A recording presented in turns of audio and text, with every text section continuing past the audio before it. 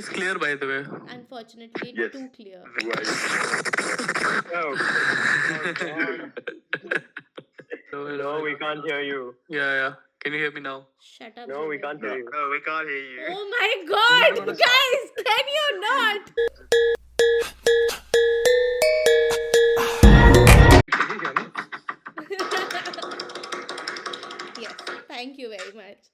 So, hi guys, a very warm welcome to Anmol Says Halo. Today we have a panel of Formula 4 drivers getting down and dirty in predicting the winners and losers of Formula 1 season 2025. But before we start, let's get to know the panel. So I'm Veer. I'm a Formula 4 racing driver, as Anmol said. I'm a race winner in Indian Formula 4, and I'm very happy to be on this podcast. I'm from Mumbai, India. So my name is Raiden Samervel. I'm 17, also from Mumbai, and I raced Formula 4 3 rounds last year with 2 rookie wins. Hi, my name is Divy Nandan. I raced in the Indian Formula 4 season last year and finished the season fourth with a lot of podiums and one pole. So, yeah, and I'm from Delhi. My name is Zakaria Mohammed. I'm from Melbourne. I'm a Formula 4 racer, and I finished the season with 1 rookie win. Hello, everyone. I'm Giancarlo Artho. I'm 16 years old. I'm from Melbourne, Australia. Indian F4 Global Shootout Program winner of last year, which earned me a scholarship to drive in the Indian F4 Championship. And I'm very excited to be on this podcast. Okay, thanks. So, there are a lot of rookies on this year's grid, which is great because I know all of you want to end up on that grid one day. So, that's amazing. But, like, while you're talking about it, who are your 2 top favorite rookies coming into 2025 Formula 1 season? So I think one top would have to be at the moment Behrman. I mean, he showed a lot of potential in the 3 races he competed in last year. Was very quick right off the bat at Ferrari and Saudi Arabia, and I think having those 2 weekends with Haas that he did do, that should boost obviously his confidence, as well as obviously he performed quite well over there in those 2 rounds he did do. So another one who's got a lot of hype is Antonelli. I mean, he's got a really good junior career, as everyone would be familiar with. So I think he's going to live up to that hype. I personally think Bortoletto will be one to watch. I'm excited to see what he's going to be doing. In the Kicksauber is not exactly known as a very quick car at the moment, so I'm excited to see what he can do, what he can learn with an experienced teammate like Hulkenberg. And I'm also really excited to see how Hadjar lines up against Yuki. I think Yuki was at this point in his career is probably one of the drivers who's really good shout for the Red Bull seat. So I think arguably a lot of people would say that he deserved the Red Bull seat over the last 2 years. So I want to see how Hadjar can match up to that. And So, I think Behrman and Bortoletto are 2 of my big shouts. I think Gabriel is going to actually outperform the car and be on level with Hulkenberg somewhere around mid-season, I predict.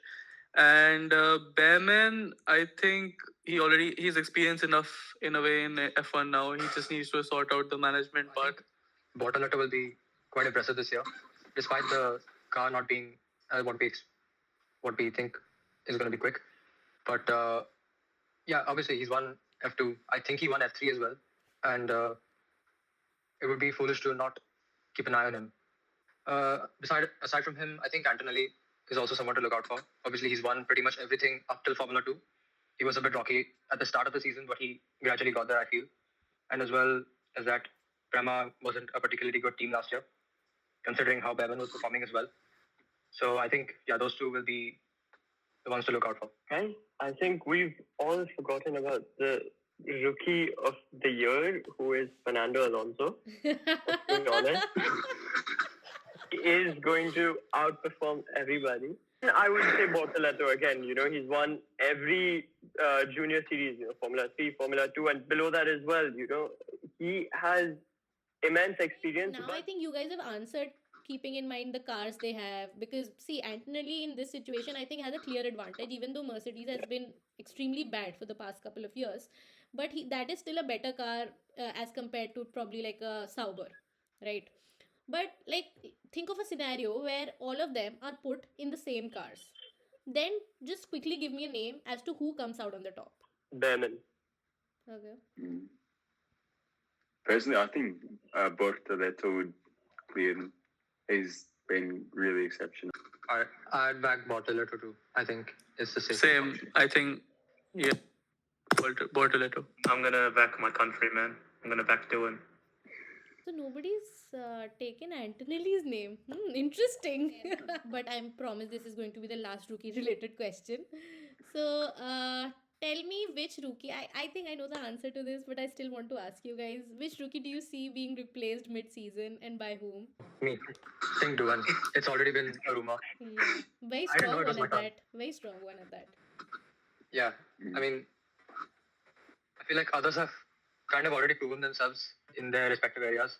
I feel like, especially when last year Duan came in to replace Ocon in Abu Dhabi. Last race, yeah. Despite the track time that he's had at the track, he wasn't that. He didn't stand out particularly well.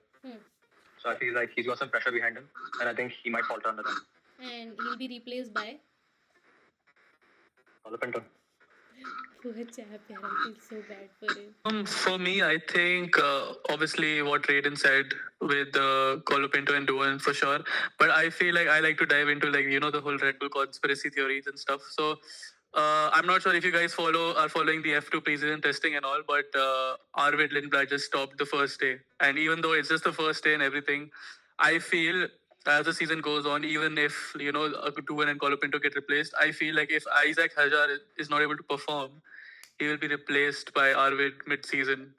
That's a very strong. That's a very strong possibility. Also considering Red Bull's history, how they keep throwing out people left, right, and center. One other switch around I think will happen if I don't think so that Lawson won't be able to take the pressure in match Max, but I think if that does end up happening, then obviously Yuki and Lawson will switch around.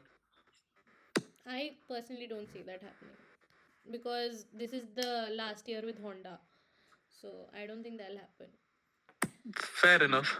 To be honest, I don't see any rookies getting dropped. I think this whole mid-season dropping thing is something that's been happening in the last few years. This year, Zach will give all of us a party. Yeah, to be honest, I don't actually see any of the rookies getting dropped this year. I think if anyone, it'll be Dylan because of all the very big rumors. But he's also a rookie, so I feel like that would be a bit harsh to drop a rookie after 6 races or half a year. I think it's a bit harsh, but we'll see. Personally, I don't think anyone will, but if there's anyone, it's Dylan. I'd really hope that they don't drop somebody because it is actually very cruel. I think what they did with Nick De Vries was very cruel. And 4 words, 2 names. Helmut Marko, Red Bull.